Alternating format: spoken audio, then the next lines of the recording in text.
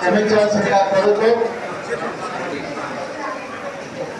ఆంధ్ర రాష్ట్రంలో ప్రజల యొక్క మన్ననలు చూడగొంటూ 34 రోజుల్లోనే మీ అందరి యొక్క ఆశీస్సులతో ధర్మవరం శాసనసభ నియోజకవర్గ శాసనసభ్యులుగా ఎన్నికై ఆంధ్ర రాష్ట్ర వైద్య ఆరోగ్య శాఖ మంత్రులుగా బాధ్యతలు నిర్వహిస్తూ నిత్యం ధర్మవరం ప్రజల గురించి ఆలోచన చేస్తున్న నిరంతర శ్రామికులు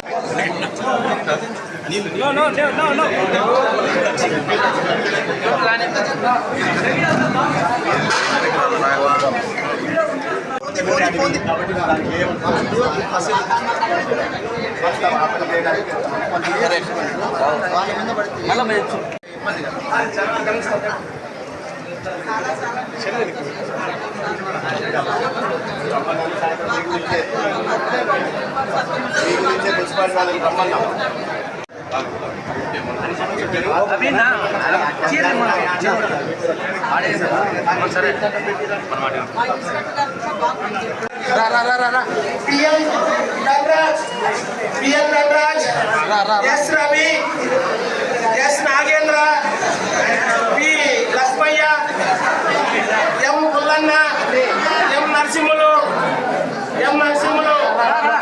ఎం Linganna, P Lakshminarasamma, A Mukunda,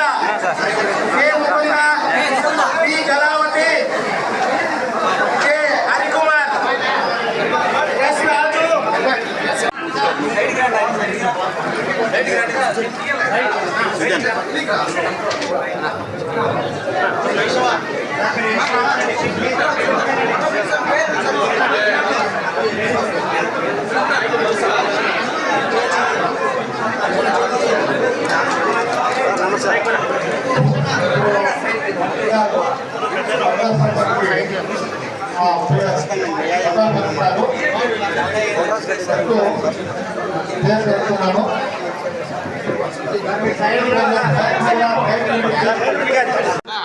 ladies ఇస్తారు, మీరు వచ్చేయండి.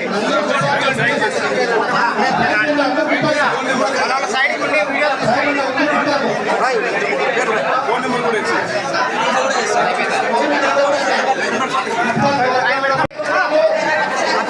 మాట్లాడబో మీరు సైడ్కి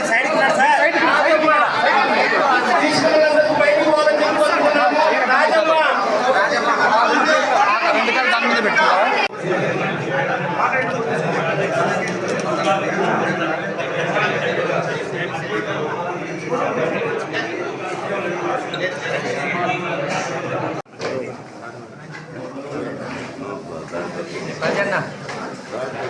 రాజన్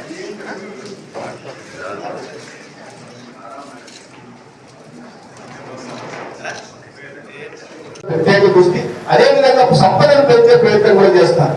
తలసరి ఆదాయాన్ని పెంచే ప్రయత్నం చేస్తున్నారు. ఎక్కడ చూసినా కొత్త రహదారులు నిర్మిస్తున్నారు, హైవేల నిర్మాణం జరుగుతుంది, ఎక్స్ప్రెస్ నిర్మాణం జరుగుతుంది, కొత్త రైల్వే రైళ్లు వస్తున్నాయి, వందే భారత్ లాంటి కొత్త రైళ్లు వస్తున్నాయి. ఎక్కడ చూసినా ధనవంతుల కోసం అనుకోండి, మధ్యతరగతి వాళ్ళ కోసం ఎయిర్పోర్ట్లు వస్తున్నాయి.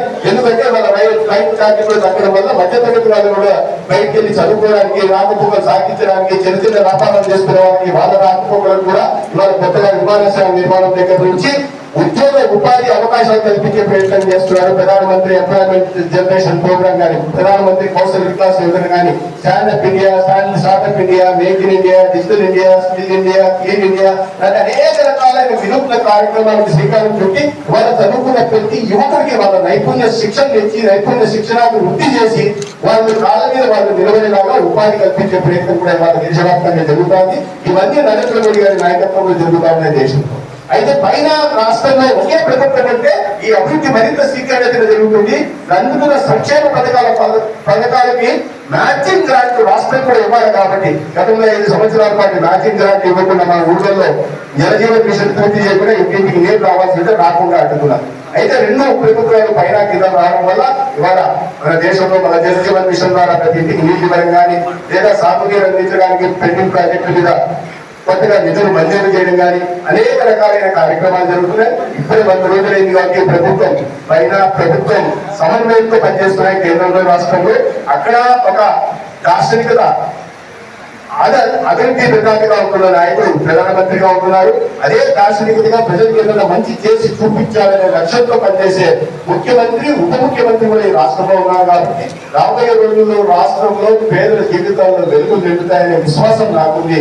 ఈ సందర్భంగా మీ అందరినీ కలిసినందుకు, మీతో కలిసి కాసేపు మాట్లాడే అవకాశం కలిగించినందుకు నిర్వాహకులకు ధన్యవాదాలు తెలియజేసుకుంటూ ఏం చేస్తున్నారు.